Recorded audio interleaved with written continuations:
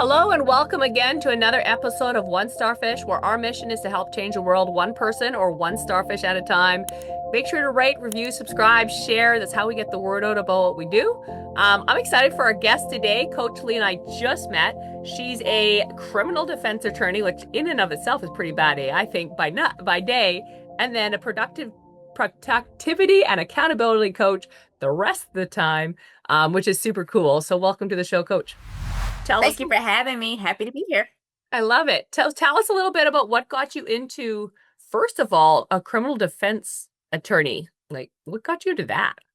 My aunt was an attorney. She did corporate law and she had no kids. So every summer she would spend like a week individually with each of the nieces and nephews. And so I went down with her to Miami for a week and I put files in ABC order. And after I came back from putting files in ABC order for a week, I decided I was going to be an attorney. How did that make me know I wanted to be an attorney?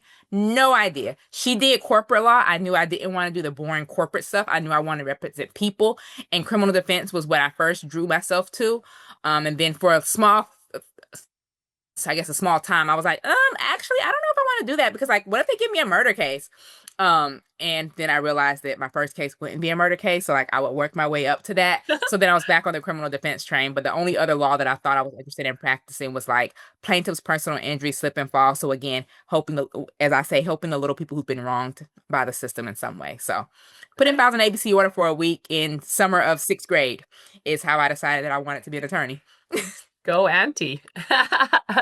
That's awesome. And, it's a lot of schooling. How was the journey? And then you're obviously a female in a male-dominated world, I would think, knowing what I know of law, which isn't a lot. How did you approach that and how did that go down? Schooling was the easy part for me. I love learning, which is probably coaching probably comes into play in that. So I actually graduated high school with my AA degree because again, by middle school I knew I wanted to be a lawyer. So when this program came up, like this flyer came in the mail, and I literally go to my mom and dad and I'm like, "Hey, I don't know who's off work this day, but somebody needs to take me to this because I need to be at this school." So I was able to graduate high school with my AA degree. So that took off 2 years of school. So basically, I graduated with my JD degree, i.e., my law degree, within 5 years of graduating high school because I had those 2 years under the belt. Because typically it's 4 years undergrad, 3 years law school. So Right. 7 years, but graduating with those two, I was able to do it in 5. Cool. So that was the education part, was the easy part. Now I'm not saying the bar was easy. I never want to do that again, and that's why I'm barred in one state, and that's the way it's gonna be. But even that, having the structure of bar prep, again, I can see where the coaching part, like in retrospect, I can see where the productivity side of me has thrived since childhood and see why this is a good area for me to practice in terms of coaching. In terms of the male dominated side of law, and maybe it's because I do criminal defense and because like I'm a government lawyer, so I'm at the public defender's office. It's about an even split. It's actually, I would probably say at our office, more females than males. Oh, interesting. Yeah. But generally speaking, yeah, I would say that law is a male dominated field, especially criminal law, I guess you can say. But within our office, it's about an even split, maybe slightly more females than male. So I don't think I've ever really dealt with the male chauvinistic side of it. Like, yeah, there are things that males probably get away with in court that a female probably couldn't. But I don't really look at that side of it, Cool. the gender part, especially with being a government attorney. Like my cases are assigned to me. I'm not out there marketing trying to get the client. So Right. That would make it different too, for sure. yeah. Oh, that's cool. And then what got you into, and then that's considered a good job by most people's standards. And then you government too. So like very secure, good, la-di-da. And then you got into the productivity and the accountability coach. First of all, what exactly is that? And what got you into it?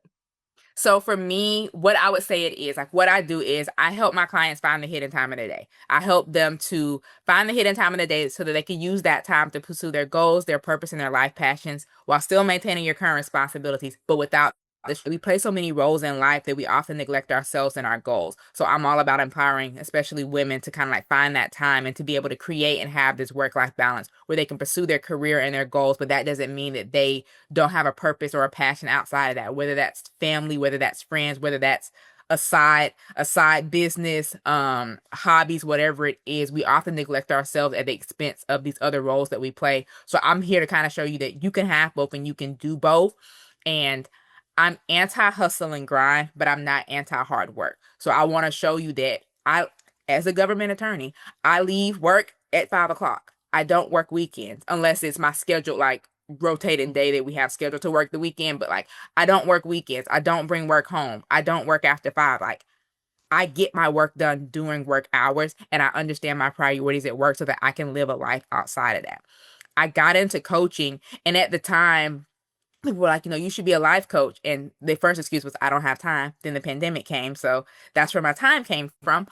Because we weren't being arrested, but we weren't having to focus on that aspect. It was more, management at that point. So people were like, you should be a life coach. And I'm like, what is a life coach? I don't want to be a life coach. I'm not trying to help y'all fix your life. But you know how you start talking about things and the algorithm starts hearing you. So every time you open Facebook and Instagram, here are all these ads about life coaching certifications. So Right. I signed up for a whole bunch of free like webinars and things like that because I'm like, I'm the type of person, probably lawyer in me. If I'm gonna do something, I'm gonna do it right. So let me figure out what this is and do I really want to do this? And so the program that I ultimately ended up going through, I made it like halfway through the first video, which was all of 3 to 5 minutes. And I'm like, oh, I see why people say that I should be a coach, but I knew that I didn't want the title of life coach. And as a coach, we get to make up our own title and say what it is that we do. I knew accountability has always been a big thing for me. So I knew accountability was part of it. So I started out saying I was a life and accountability coach because I couldn't figure out what the other part of it was. I wanted to be more than an accountability coach. And then I realized that the time management aspects what people struggle with. And to me, time management is about managing your time to get things done. So productivity. So what is a productivity and accountability coach? It's the name that I gave myself to help you manage time, create work-life balance, and all of that. Wow, that's cool. So, with accountability, you said that's really important, and I agree with that. But a lot of people, the word accountability grinds, and they don't like it. So, what is your view on like how would you interpret accountability to someone that's like, I don't want to be accountable. Like I was accountable as a kid. I don't want to be accountable as an adult. How would you face that? Well, I would tell them that's why they're not getting things done because you have no accountability. Because even coach aside, if you have no self accountability to yourself, then what? I look at accountability as my word is my bond. If I say I'm going to do something, I'm going to do it. If I say I'm not going to do something, I'm probably not going to do it. So I try to make sure that I'm saying yes to things that I know that I have the time, the space, and the capacity to get done, or in communicating like, hey, can you do this? Yes, after this. So most likely by this date. Do you need it before then? Because this is where I know that it likely can fit based off of what I currently have going on. And so I look at accountability as the thing that honestly a lot of us as adults lack. And especially, no offense to the younger generations that, especially like the pandemic kids, like to me, they don't have a lot of that accountability because it's been so like wishy-washy and so like woo-woo, and not in a negative way in some sense, because they look at a lot of younger generations are more into that entrepreneurship because they don't want the accountability of a boss telling them what to do. And so they're like, I'm going to create my own business and make my own rules. Go for it. But you still need some type of accountability because at the end of the day, there are things that we have to do in business whether we want to or not. File your taxes, make sure you register your LLC, those different things that we have to do as a legal business, let alone the obligations that we have to our clients who are paying us, signing contracts, whatever the case may be, to work with us. So accountability exists, whether you want to believe it or not, whether that's self-accountability, personal accountability, professional accountability, or any other put accountability behind it. Like accountability exists on it. You're not going to get anything done until people could really trust you. Accountability and trust kind of go hand in hand for me. That's cool. So, if someone, is starting up a business or doing that thing, I feel like one thing that I feel from you is you haven't struggled with this. So, but a lot of people struggle with self-belief and self-confidence and keeping the promises they make to themselves. What is one thing, if you were coaching someone, what's something you would say that could help them, like a tangible step, move into that direction where they can build that muscle, that maybe they haven't, they don't have it and they've let themselves down a lot. They've hit snooze a million times, or they say they're going to go make 20 calls and then they don't, or whatever it is, all those things. I'm sure this is the stuff you deal with. What are some things that or tangible tips, one or two that someone could actually go out and implement that would help them become more productive and more accountable, obviously, at the same time? One I would say would be boundaries. And a good way to set a boundary is start first with no. And you're probably like, wait, why is no know the answer because we say yes to so many things, which is why we get overbooked, overscheduled, stressed out, and then we don't have time to take action on the things we want to take action on because we're doing all these things for everyone else. So the things that we need to do for ourselves, making those calls, getting up on time, gets pushed to the back because we're making sure that we show up for A, B, C, and D person and doing things for A, B, and C that we don't do for ourselves. So having boundaries. We're adults. We need calendars. If you don't have a calendar, I don't really know what you're doing with your life or how you're getting anywhere. Whether that be a digital calendar, a paper calendar, or a combination thereof. Like I start with, especially if my phone's not beside me, because I have it to where my work calendar, my business calendar, my personal calendar are all synced. So I can tell by the color if it's a business task, a work task, or a personal task. If someone's asking me to do something and it's, more than likely this week, I'm like, if my phone isn't around me, I'm gonna be like, let me get back to you. Or basically the answer is no until I check. Because I'm not gonna say yes, because what if I have a podcast? What if I have, oh, that's a day that I'm in trial for work, so I might not be able to leave work at 5 because if a jury is out deliberating, it doesn't work like that. So start with having boundaries. Like start with the answer being no until you prove that the answer can be yes. Do I have the time, the space, the capacity? Like the example I was using earlier, if someone's like, hey, can you do this? I can by this date. Oh, I needed it done by tomorrow. Oh, well, I'm sorry. No, I can't. Whether I explain to you why I can't or not, no. Like your emergency isn't my priority. So I would start first with like one thing would be I would say it's boundaries. The second thing I would say would be start small. Like you use the example if they want to wake up at this time. If you're trying to go from waking up at 8 a.m. to waking up at 4 a.m., that's a 4 hour gap. Your body's going to be like, what are you doing to me? Yeah. So start small. So slowly move that time up. Maybe you start at 7:30 and then after a couple days or a week, you're like, okay, I got this. Then you move it to 7. Give yourself a chance to adjust because we go with these extremes, whether that be in, making these lifestyle changes of I'm going from eating fried food and all this stuff to a day and drinking a gallon of water. Your body is shocked and you're surprised why you can't stick with something when you went from one extreme to the other. So start smaller. When we build sustainable habits, they become sustainable and it makes it easier to incorporate into your life. Like if the pandemic would have happened, I'm not sure in all honesty that I would have been a coach because when I say that I didn't have time, at that time, I truly didn't. The time that I do now in coaching, it's time that I used to referee basketball. So most days after work, I was going to a elementary, a middle, or a high school to referee basketball games during basketball season, which is pretty much September till about February. So like half the school year. So outside of that, I then would have had the time. But once the pandemic happened, I realized that, girl, you was running yourself raggedy going to all these different schools, these different counties. And once I brought coaching in, I didn't go back to basketball because I found something else to do with my time that still brought me the same joy and passion in a different way. So starting small and understanding like what it is that you can or can't do. What is your capacity? I think that's having a calendar and then starting small by building something that's sustainable. That's so good. And yeah, that's very tangible. You're listening to this. Start small. I think you're right. Too many people are like, they go from, like you said, fried chicken to I'm gonna do 75 hard or whatever. And it's like, maybe, but probably not. So set yourself up for wins. And I think that that's really important. Did anyone, you had a lot of people that told you should be a life coach. Did you have people though that kind of have questioned where you're going with it? And speaking of which, where are you going with it? Are you planning to eventually phase out being an attorney or just do both? Where am I going with it is no, I love law. I love what I do. I have no intention of giving up the practice of law. And the pandemic made it to where coaching virtually, virtual podcasts, all of that became much more popular. So it's been sustainable. It's been something that I've been able to do. To me, where am I going with this? Like, I want to change the game of productivity. I want people to understand that being productive isn't hard. Having work-life balance, time management, finding a system that works for you isn't hard, but you have to find what works for you. There's so many things out there and people do so many different things, but if it doesn't work for you, it's not going to be that sustainable habit or thing that you want to do. So I have no intention at this point to phase out law. Maybe 20 years from now when I'm like, okay, maybe I retire from law and just do this coaching thing full time. But at this point, no, I have no intention. And then to the second question, or I guess the first question of, oh wait, what was the first question? How people did some people question what you're doing? Yes and no. I think that a lot of people, they see that it's needed, but they don't necessarily think it's needed for them. So it's been a mix, or for me, it's been more of the people who said you should be a coach and you should be a life coach haven't become clients. So maybe they were there to just plant the seed for me to see something that I didn't see in myself at the time, but those haven't been my clients.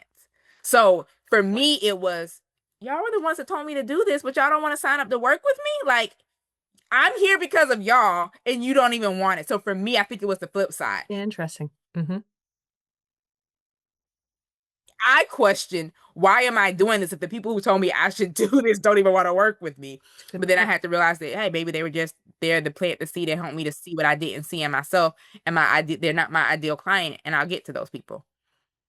I think that's really important for anyone listening. We a lot of times we do that. We're like, oh, our family and friends don't want, what we have, whatever it is we're selling or marketing or whatever the word is. And then we're like, it must not be for us.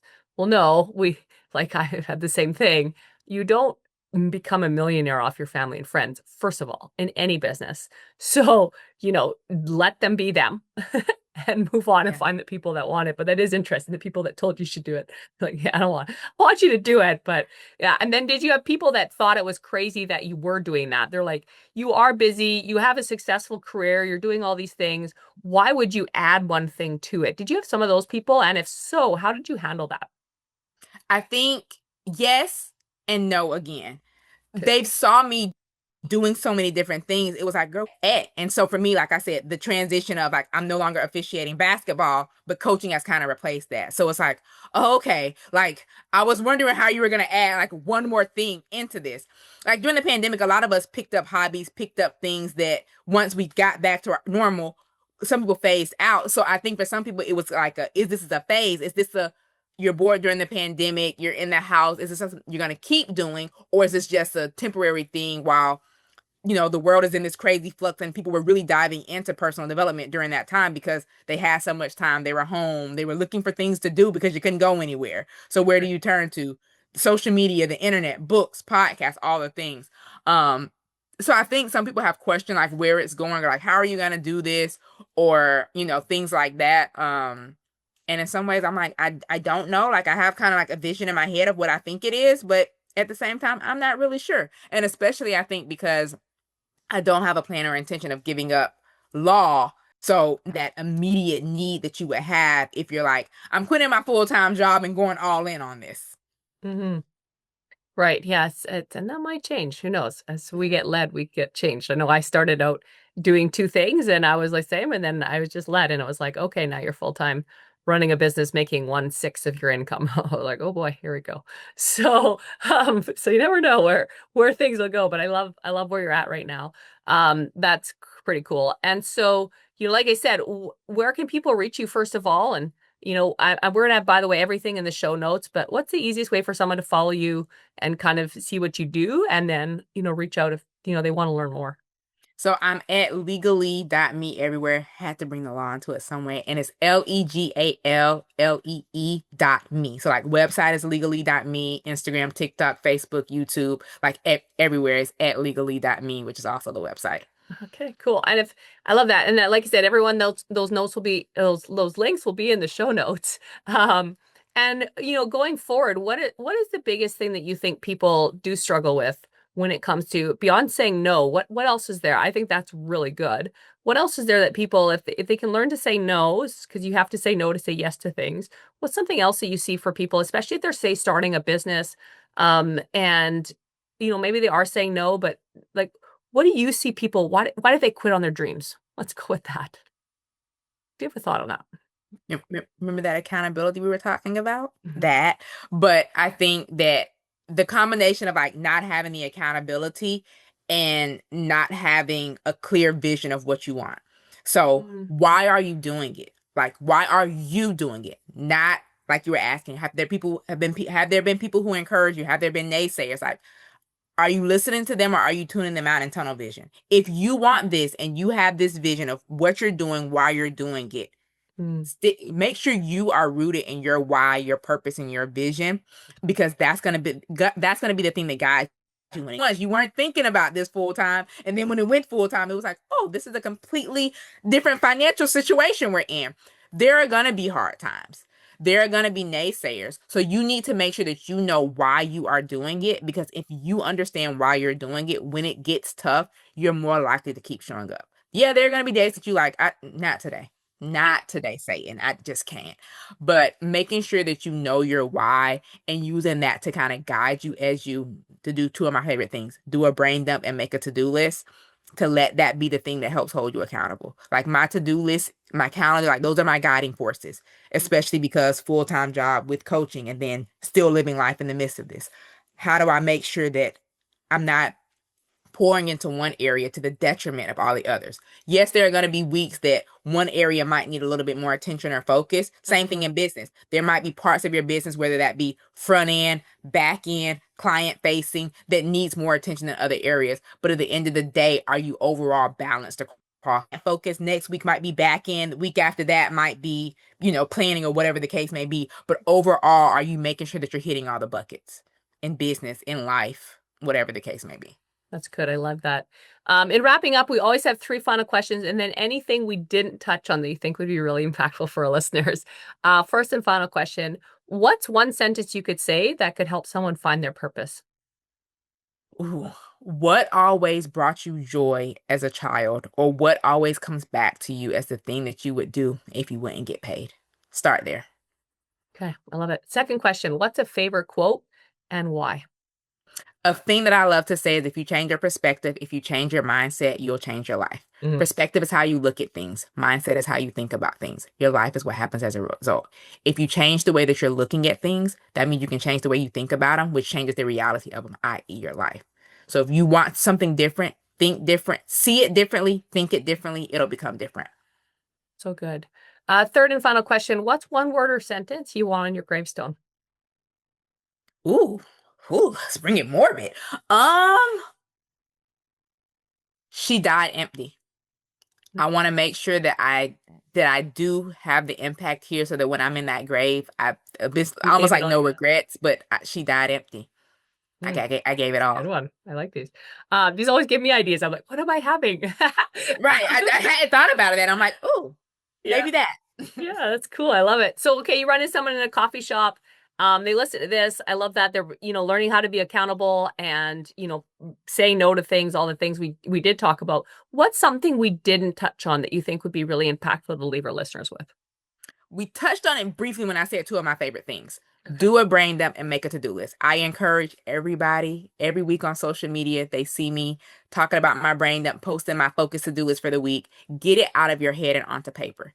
The way that you're going to be able to take action, be accountable, start, know the purpose, know the why. Pretty much everything that we did touch on is if you get it out of your head on the paper. We have so many thoughts day in, day out, week in and week out, so many different areas that are calling for our attention. We need to get out of our own heads. And the best way for me to get out of my own head is to put it on paper. Start messy. Like when I do my brain dump, it's like chicken scratch, and then I turn it into something pretty and make it all digital and all the things. But get it out of your head and on the paper. I encourage you to at least once a week do a brain dump, do a to-do list. If you find yourself overwhelmed in the middle of a day, in the middle of the week, do another one, because life happens. What you planned for the week might not be where the week is now, and sometimes you have to do that reassessment, take that step back, clear your head, do a brain dump, make a to-do list, help you to understand where your focus needs to be so that you can focus where your focus needs to be. I love that. That's so good.